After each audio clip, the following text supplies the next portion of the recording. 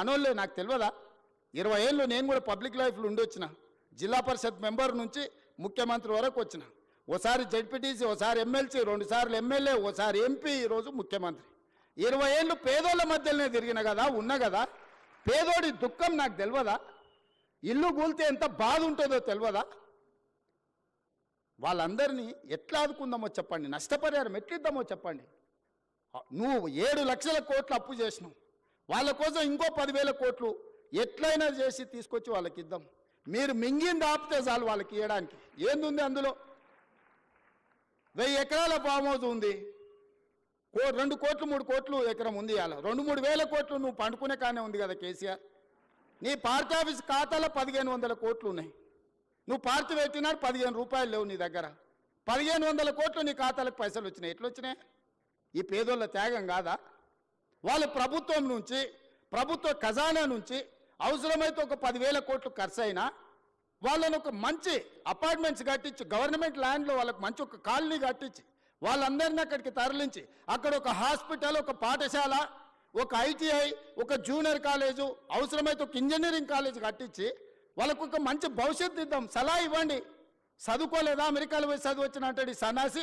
ఆ పిల్లలు చదువుకోనికే దారి చూపించే తెలియదా? ఈటల రాజేందర్ గారు అందులో ఇంకా ఆయనకు అంగి మారింది కానీ వాసన అయితే మారినట్టుగా అనిపిస్తలేదు.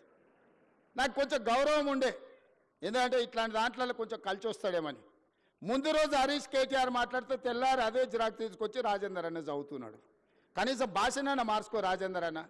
నువ్వు అందులో ఉండొచ్చినావని ఇంత బానిసత్వం వాళ్ళకు చూపించాల్సిన అవసరం లేదు. ఎందుకంటే నువ్వు కష్టాలలో ఉన్నప్పుడు వాళ్ళు నిన్ను మెడలాటి దొబ్బినప్పుడు తెలంగాణ సమాజం నీ పక్కన నించున్నది. వాళ్ళ పక్కన నించోకు, దొంగల పక్కన, తెలంగాణ ప్రజల పక్కన నించో. ఇవాళ నేను ఢిల్లీకి పోతున్నారా, రేపు మోడీ దగ్గరకు పోదాం. సబర్మతి రివర్ ఫ్రంట్లో 64,000 కుటుంబాలను బయటకు పంపించిండు ఆయన. 40 లక్షల కోట్ల రూపాయల బడ్జెట్ ఉందో, 25,000 కోట్ల రూపాయలు మూసీ రివర్ డెవలప్మెంట్ ఫ్రంట్కి అడుగుదాం మోడీ గారిని. ఎందుకు ఏడు మోడీ గారు మనకు? మనం పన్ను కడతలేమా? సికింద్రాబాద్ నువ్వే గెలుస్తువి, చేవెళ్ళ నువ్వే గెలుస్తువి, మల్కాజ్గిరి నువ్వే గెలుస్తువి, మెదక్ నువ్వే గెలుస్తువి, అన్నీ మీరే గెలుస్తారు. మరి మీకు బాధ్యత లేదో 10,000, 20, 25,000 కోట్లు మోడీ దగ్గర ఇప్పించడానికే? ఎందుకు చెప్తున్నంటే బాధ్యత రహితంగా కొంతమంది ఏం చేసినా తప్పు పట్టాలి, కాళ్ళలో కట్టె పెట్టాలి. ఒక్కటే కార్యక్రమం, మేము ఇన్ని రోజులు దోసుకున్నాం, వీడి పైసలు పెట్టి పనిచేస్తే తెలంగాణ బాగుపడితే వాళ్ళ దోపిడీ కొట్టొచ్చినట్టు కళ్ళకు కనిపిస్తుంది. 100 ఏళ్ళ గురించి నేను చెప్పిన, సాగర్ గురించి, లేకపోతే శ్రీశైలం గురించి 10 ఏళ్ళు వీళ్ళు కట్టినవి చెప్పిన. ఇప్పుడు ఒక 10 ఏళ్ళు మనం చేసే నిర్మాణము, రీజనల్ రింగ్ రోడ్ కానీ, రేడియల్ రోడ్స్ కానీ, 4th సిటీ కానీ, మూసీ కానీ, సిటీలో ఫ్లైఓవర్లు కానీ, మెట్రోలు కానీ, ఇవన్నీ పూర్తయితే ఈ 10 ఏళ్ళు వాళ్ళు ఏం దోపిడీ చేసి తిన్నారో ప్రజలకు తెలుస్తుందని ఎట్టి పరిస్థితుల్లో అడ్డం పడాలి. 600 అయినా దీన్ని ముందుకు సాగనీయొద్దని అంటారు. ఇక ప్రతోడు బయలుదేరుతాడు. రోజు మీరు కూడా చూసింటారు, నా మీద పోవాలి బుల్డోజర్, నా మీద పోవాలి అంటాడు. హరీష్ రావు, కేటీఆర్, వీళ్ళందరూ ఎన్ని కొనాలా మీకోసం బుల్డోజర్లు? యాడుండే అసలే మీరు 7 లక్షలు అప్పు చేసి రాష్ట్రాన్ని దివాళి తీస్తారు. మీకోసం యాడ్కెళ్ళి కొనాలి నేను? వాళ్ళని ఏం లేదబ్బా, ఒకటే వస్తే మూసి అంచుపంచునున్న వాళ్ళకి, నా దోస్తులకు అందరికి ఒకటే సూచన, పట్టుకొని వారం రోజులు ఆనే కూసబెట్టురు మూసీలో. ఏమొద్దు, వాళ్ళని ఒక్క వారం ఆడు ఉండమనుర్రి.